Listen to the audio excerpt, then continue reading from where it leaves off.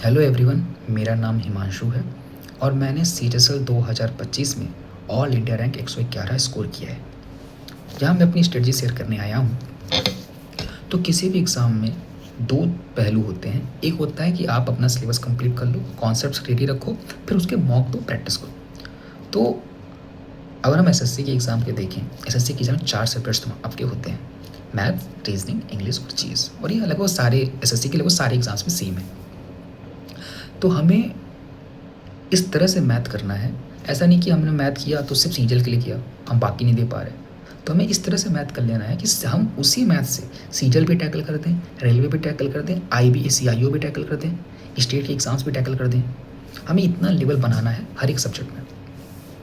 अगर मैं मैथ्स की बात करूँ तो मैथ्स के लिए मैंने किसी पर्टिकुलर टीचर से पढ़ाई नहीं की है। मैंने गगन सर से भी पढ़ा है, तो अभिनव राजपूत से भी पढ़ा है, तो मैंने अभिनय शर्मा सर से भी पढ़ा हुआ है, राकेश सर से भी पढ़ा है, इवन आभास सर से भी पढ़ा हुआ है।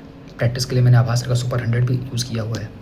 और मोस्टली जो प्रैक्टिस था वो टेक्स्ट बुक के सेक्शनल पे देता था।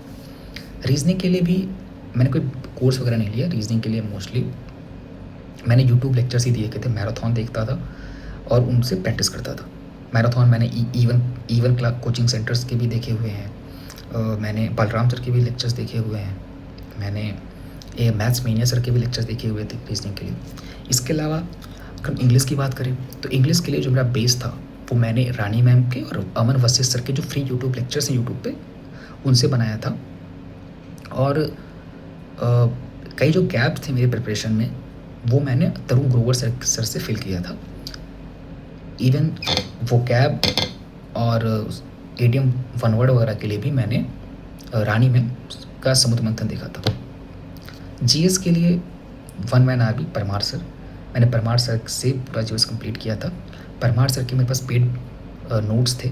उस पेड नोट्स को मैंने सर के वीडियोस से ऐड ऑन किया था। मैंने सर के FRB 1.0 2.0 दोनों देखे हुए हैं। फिर मैंने सर के PYQ सीरीज़ देखा हुआ था। इवन मैं PYQ खुद से लगाता था। 25 का CGL, NTPC, 26 का भी NTPC वगैरह, ये सब मैंने लगाया हुआ था और उन चीज़ों को मैंने अपने नोट्स में ऐड ऑन किया हुआ था। और जीएस ऐसी चीज़ है ना जो एनफ नहीं है, वो हमेशा बदलती रहती है। तो हमारा जो मेन एम होना चाहिए जीएस में कोर पे होना चाहिए, क्योंकि जो मिसलेनियस है वो कोई नहीं कर पा रहा। जैसे आर्टिकल अगर देखा जाए तो आर्टिकल आपको कोर तो आने चाहिए, तो यूनियन के आर्टिकल्स आने चाहिए, सुप्रीम कोर्ट, हाई कोर्ट आना चाहिए, पंचायत आना चाहिए।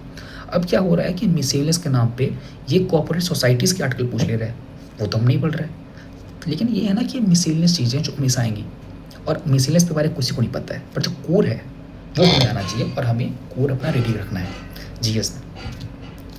अब हम बात करते हैं मॉक के बारे में। तो मॉक के लिए मेरा जो मेन मॉक प्लेटफॉर्म था वो था text book. Text book mock के लिए बेस्ट प्लेटफॉर्म है, क्योंकि वो एक सिंगल सब्सक्रिप्शन से कई डिफरेंट टेस्ट सीरीज़ देता है, कई डिफरेंट एग्जाम्स के देता है। आपने एक सब्सक्रिप्शन लिया, उससे आप रेलवे भी दे दे रहे हो, SSC भी दे दे रहे हो, DSSB भी दे दे रहे हो, यूपी के एग्ज़ाम दे दे रहे हो, अदर स्टेट के एग्ज़ाम दे रहे हो। अभी आपको कई एग्ज़ाम मिल जा रहे थे, इसलिए टेक्स्ट बुक बेस्ट प्लेटफॉर्म है। उसका जो लेवल रहता है एग्ज़ाम लेवल या फिर उससे ज़्यादा रहता है। तो एग्ज़ाम और उससे क्वेश्चन का टाइप है बहुत अच्छा होते हैं। इवन मैंने लाइव मॉक के लिए ऑलीबोर्ड भी यूज़ किया था, मैंने सिलेक्शन भी यूज़ किया था, आरबी के मॉक भी मैंने दे रखे हैं प्रैक्टिस के लिए। तो हम SSC के किसी भी एग्ज़ाम के लिए किसी एक सोर्स पे डिपेंडेंट नहीं रहना है। ये कोई UPSC का एग्ज़ाम नहीं है कि वन सब्जेक्ट वन सोर्स, नहीं, आप अलग अलग सोर्सेज यूज़ कर सकते हो।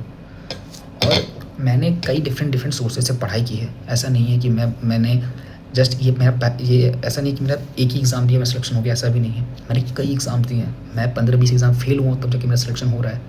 तो आपको सिर्फ एग्ज़ाम देते रहना है और डेफिनेटली कई एग्ज़ाम देने के बाद अपने आप सिलेक्शन हो जाता है। तो थैंक यू।